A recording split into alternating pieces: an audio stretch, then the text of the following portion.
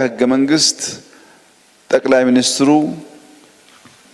ፓርቲው እስካሸነፈ ድረስና መምረጥ እስከቻለ ድረስ የጊዜ ገደብ የለበትም። አሁን ባለው ህገ መንግስት አሁን እየተወያየን ያለነው ግን ያ አደገኛ ነው፣ እንገድብ ብለን ነው። በብዙ ሀገራት ያለው ግን ከዚህ ተቃራኒ ነው። ይሄ ያለው የስልጣን ደረጃ የሚገድበው ነገር የለም። አሁን ግን ይህ ይገደብ ነው የምንለው በተለያዩ የአፍሪካ ሀገራትም ይህ ያልተለመደና ያልተደረገ ነው እያልን ነው የሚገኘው።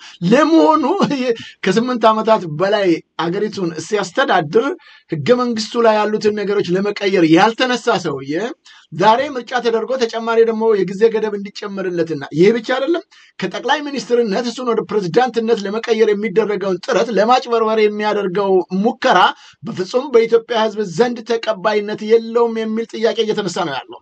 ለምንድን ነው በዚህ ወቅትና በዚህ ጊዜ ይህንን ሀሳብ ያመጣው? ለምንድን ነው እርምጃ ያልወሰደው? ከዚህ በፊት የገለጻቸው ነገሮች የሽግግር መንግስት የሚባል ነገር የለም፣ አትነካኩኝ፣ እኔን የምትነኩኝ ከሆነ አደጋ ውስጥ ነው የምትገቡት፣ ስልጣኔን አልለቅም እስከ ማለት በተደጋጋሚ ጊዜ የገለጸበት ሁኔታ እንደነበረ የምናስታውሰው ነው። እንደምታውቁት የአፍሪካ መሪዎች ከስልጣን ለምን አይወርዱም ብላችሁ የምትጠይቁ ከሆነ ቀዳሚውና ዋናው ነገር የአፍሪካ መሪዎች ከስልጣን የማይወርዱት በስልጣን ላይ በነበሩባቸው ጊዜያቶች ከመንግስት ከህዝብ ጋር የፈጸሟቸው ወንጀሎች ከባድ ሆነው ስለሚገኙ፣ ስለዚህ ሲወርዱ ሊመጣባቸው የሚችለውን አደጋ ስለሚያውቁት በዛ ምክንያት ነው የማይወርዱት። ስለዚህ ኢትዮጵያም በተቻለን መጠን በተገቢው መልኩ ሽግግር ማድረግ የምንፈልግ ከሆነ የምላችሁን አዳምጣችሁ ቁጭ በሉ። ምክንያቱም አፍሪካኖች እጃቸው በደም የተጨማለቀ ስለሆነ ለመልቀቅ አይፈልጉም። ለዚህ ነው ሁልጊዜ አፍሪካ ላይ ስልጣን መልቀቅ የማይፈልገው። ስለዚህ እናንተም እኔን የምትነኩኝና የምላችሁን የማትቀበሉ ከሆነ ያው ኢትዮጵያም የደም መሬት ትሆናለች ብሎ ከዚህ ቀደም መናገሩ አይዘነጋም። አልለቅም ከነካችሁኝ ብሎ። ስለዚህ ይሄ ሰውዬ እንዴት አድርጎ ነው የመንግስትን ስልጣን ገደብ አድርጎ የጠቅላይ ሚኒስትሩን ገደብ የምናምን ገደብ ወይም የመንግስት ባለስልጣናትን ገደብ እናስቀምጣለን የሚል ሀሳብ ዛሬ ሊያነሳ የቻለው የሚል ጥያቄ እየተነሳ ነው። ምን እናደርግ? እስከ መቼስ ነው ይህ ሰውዬ እያጭበረበረና እያታለለ ሊቀጥል የሚችለው? በምርጫ ጉዳይ ላይ ትናንትና በዝርዝር አስቀምጬላቸዋለሁ። ስንት ፐርሰንት እንደ ደረጃቸውን ሁሉ እንደያዙት፣ ስንት የትኛው አካባቢ ምን እንዳደረገ። ይሄ ኢዜማ የሚባለው ለይምሰል አንዳንድ ቦታዎች ላይ አሁንም ችግር ገጥሞናል፣ በሐረሬ በደቡብ እያለ መግለጫ ይሰጣል። ግን በውስጥ የሚሰሩ ስራዎች ተንኮልና ደባ ያለበት እንደሆነ እየተገለጸ ነው ያለው። በመጀመሪያ ደረጃ በዚህ ምርጫ ውስጥ መግባት ማለት የኢትዮጵያን ህዝብ ራሱ አሳልፎ እንደመሸጥ ይቆጠራል የሚሉ ወገኖችም ሀሳባቸውን እያነሱ ያለበት ሁኔታ ነው ያለው። ስለዚህ ምንድን ነው መደረግ የሚገባው? የስርዓተ መንግስት በአስቸኳይ ይወገድ ዘንድ በሀገርም በውጭ የሚገኙ ኢትዮጵያኖች ስራቸውን በአግባቡ ካልሰሩ አሁንም አደጋ አለው የሚል ሀሳብ እየመጣ ነው እና ያለው ይሄ ሰውዬ ይቀጥላል። እንስማውና ወደ እናንተ መለሳለሁ። በራሱ ኢንቴንሽኑ አልወያይም ብሎ የሚያስቡ ሰዎች ራሳቸውን እንዲጠይቁ የሚያስገድድ ይመስለኛል። እንዴት ነው መንግስት ወዶ ፈቅዶ ህዝብ ተወያይቶ ስልጣኔ በህግ ተገድቦ የህዝብ ጥያቄዎችን በህገ መንግስት ተካተው እንዲሻሻሉ ፍቃድ አለኝ ሲል ለዚያ መሻት የሚታገሉ ሰዎች አንወያይም እንዴት ይላሉ? ካልተወያዩስ ለምን ፖለቲካ ይፈልጋሉ? ፖለቲካ ፕራይመሪሊ ውይይት ነው። በአብይ በኩል እንደነዚህ አይነት ለምንድን ነው የማትወያዩት? ለምንድን ነው እንደዚህ የማታደርጉት? በመጀመሪያ ደረጃ ውይይቱን የጠላ ሰው የለም። ሰዎቹ ግን አሳይን የተደረጉት በሱ ነው፣ የሚሰሩትም ለሱ ነው። ስለዚህ የሚነሱላቸውን ጥያቄ እንኳን መመለስ አልቻሉም። እንደምታስታውሱት እዚህ እንግሊዝ ሀገር በመጡበት ጊዜ እኔ ኮሚሽነሮቹን ኢንተርቪው አድርጌያቸው ነበር። ለንደን ሰውን በሰበሰቡ በቀጥታ ስብሰባውንም በቀጥታ ሳስተላልፍ እንደነበረ የሚዘነጋ አይደለም እና ኮሚሽነሮቹን ጥያቄ አድርጌላቸው ነበር።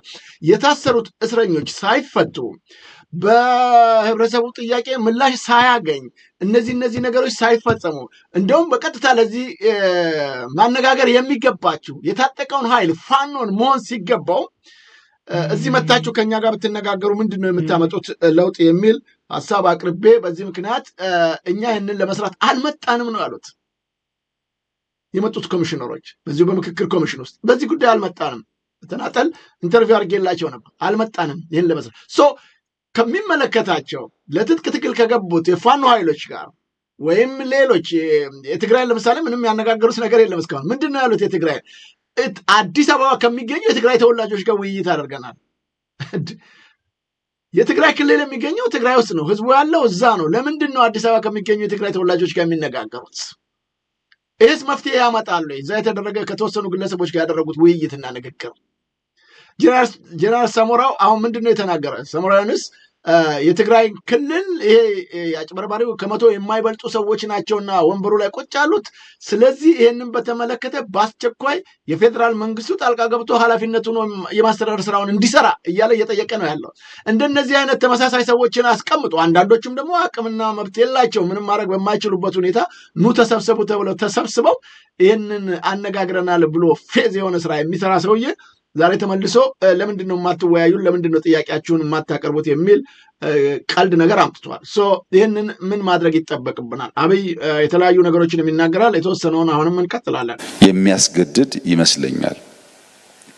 እንዴት ነው መንግስት ወዶ ፈቅዶ ህዝብ ተወያይቶ ስልጣኔ በህግ ተገድቦ የህዝብ ጥያቄዎችን በህገ መንግስት ተካተው እንዲሻሻሉ ፍቃድ አለኝ ሲል ለዚያ መሻት የሚታገሉ ሰዎች አንወያይም እንዴት ይላሉ? ካልተወያዩስ ለምን ፖለቲካ ይፈልጋሉ? ፖለቲካ ፕራይመሪሊ ውይይት ነው። የፖለቲካ ፍላጎት የፓወር ፍላጎት ያላቸው ሰዎች ይሄን ለማሻሻል ሩም የሚሰጥ ውይይት ከመንግስት በላይ ደስተኛ ሆነው መሳተፍ የሚጠበቅባቸው ይመስለኛል። ነገር ግን በመቶ ሺዎች ህዝብ አወያይታችሁ 4000 ተወካይ አወያይታችሁ ከ1000 በላይ ወረዳ አወያይታችሁ እንግዲህ ተመልከቱት። ይህንን ሁሉ የት እንደተወያዩም እንግዲህ እሱ ነው የሚያውቀው። እኔ የት ህዝቡ ስሜቱን ሀሳቡን መግለጽ እንኳን ያልቻለበት በሺዎች የሚቆጠሩ እያለ ነው የሰውዬ። ተመልከቱ። እንዲህ አይነት ከሃዲ ሰው ነው እንግዲህ ዘን የምንቀጥለው። በመቶ ሺዎች ህዝብ አወያይታችሁ 4000 ተወካይ አወያይታችሁ ከ1000 በላይ ወረዳ አወያይታችሁ በሁሉም ዓለም ከሞላ ጎደል ዲያስፖራ አወያይታችሁ እየመጣ ያለ ሀሳብ ነው። እንደዚህ ያለ ነገር ኢትዮጵያ ውስጥ አናውቅም። ጥቂት መቶዎች ተሰብስበው ነው ኮንስቲቱሽን ሰጡን። ከዚህ ቀደም በሌላም ሀገር እንደዚህ አይነት ውይይት አይተን አናውቅም እና ከበቂ እንግዲህ የዲያስፖራውን ጉዳይ ያው ጠቆም አድርጌያቸዋለሁ። በዋሽንግተን ዲሲ በአሜሪካ የተደረገውን እንደዚሁም ደግሞ በካናዳ የተደረገውን አውሮፓ ደግሞ እንግሊዝና ስዊድን የተደረገውን በቀጥታ ፕሮግራሙን አስተላልፈነዋል። ከዚህ ቀደም ከፍተኛ ውርደት ገጥሟቸው ነው የተመለሱት። ይህንን ነው እንግዲህ ተወያይታችኋል የሚለው ህገ መንግስትን በተመለከተ ከዚህ ቀደምም ያቀረብኳቸው እንግዳ እንደምታስታውሱት አቶ መኮንን ዶክተር ናቸው። አሁን አንዳንዶች አቶ ስነበር አሁን ዶክትሬት ዲግሪያቸውን ስለያዙ ነው ዶክተር ያልኩት። ባለፈው እንደውም ዶክተር ብዬ ስጠራ ዘውዱ አቶ ነው እኮ ለምንድን ነው ዶክተር ምትል ያነሳችሁ ሰዎች አሉ። እኛ የማዕረግና የእንትን ጉዳይ አይደለም። እሳቸው ትምህርት መጨረሳቸውና ፒኤችዲያቸውን መረከባቸው ስለገለጹ ነው ዶክተር ያልኩት ባለፈው ዝግጅታችን። እና ዶክተር መኮንን ደያሞ ህገ መንግስቱን አርቅቀው መስጠታቸውንና ለሱ ለራሱ ግን ወደ ቆሻሻ ውስጥ እንደጣለው ገልጸዋል።